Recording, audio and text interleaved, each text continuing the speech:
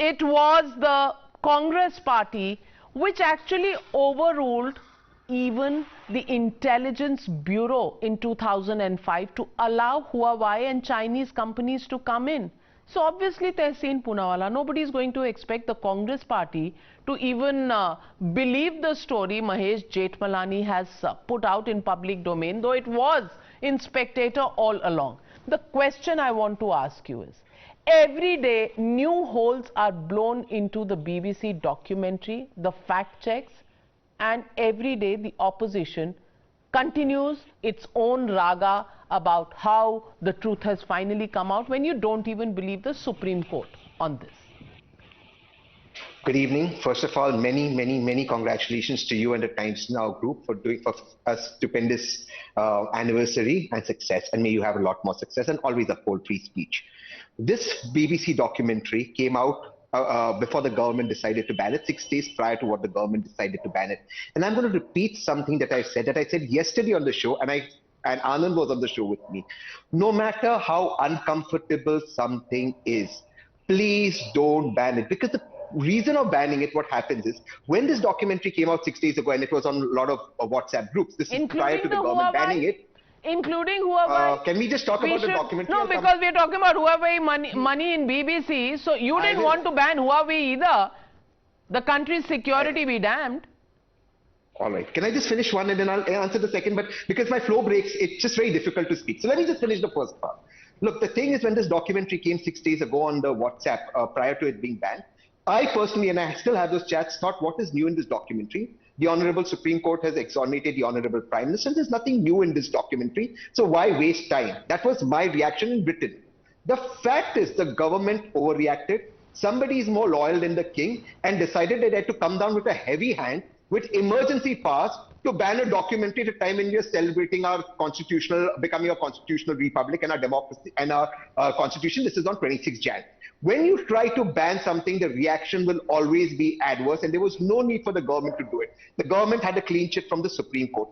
The same Supreme Court that gave the government a clean chit, which the law minister is quoting, who the law minister is going after the same Supreme Court and saying we have to change the system. So this government actually does not know how to deal with this issue. This documentary has got no traction.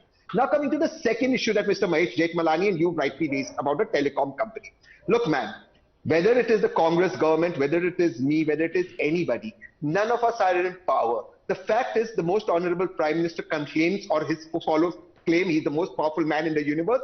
He needs to act on whatever is against India's interest. Our trade deficit with China is 101 billion, the highest. And do you know, ma'am, there's a report with the government of India that says the things that we import from China can be imported from 3 other countries at much lesser rate, and the government has not acted on it, and Anand is aware of this report. This is a government that does not want to act against China. Well, while Anand has been raising this issue, Tehseen Poonawalla, I really did think that you would duck from the question of the security agencies which had raised the issue of red flagging Huawei, which is something that you didn't decide in your time. Instead, you opened the doors for Chinese companies to come into the power sector, into the telecom sector, and Anand Ranganathan today, Tehseen Poonawalla, only has your argument to lament about the export imbalance. 101 billion is not Anand's argument. No, Tehseen, please. So sorry. But it's not Anand's argument. These are documented facts of the government of India. Tehseen, please allow me. Navika, thank you so much. Now, just a couple of points. Number one, I would have really liked had Tehseen given credit to what I have been raising over the past year and a half about the fact that an Indian organization itself has raised that 87% of the goods we import from China can be imported from third countries. But nonetheless, that's another fact. The other fact that Tehseen doesn't say is that when UPA came to power, our import deficit or trade deficit with China was, I think, 1 billion. It increased to 36 billion when UPA left power in 2014. And finally, Navika, correct me if I'm wrong, but Huawei, like in the UK, India has banned Huawei from bidding for 5G, but it hasn't still banned Huawei. The company isn't banned in India.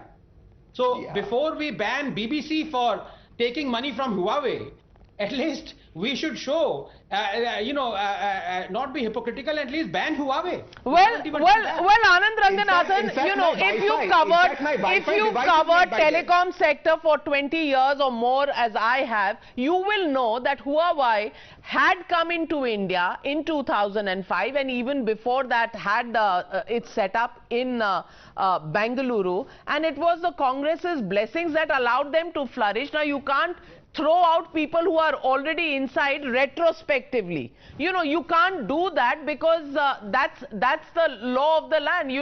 Retrospectively you can't throw out somebody. But yes, the new things are not happening. But Huawei has supplied a lot of telephone exchanges, because in the bidding process China always gave it cheaper, and the fear of the security agencies was that they would bug Indian telecom networks. But that apart, let me get back Subrashta into the debate. 1 minute, Tehseen Poonawalla. No, so they can only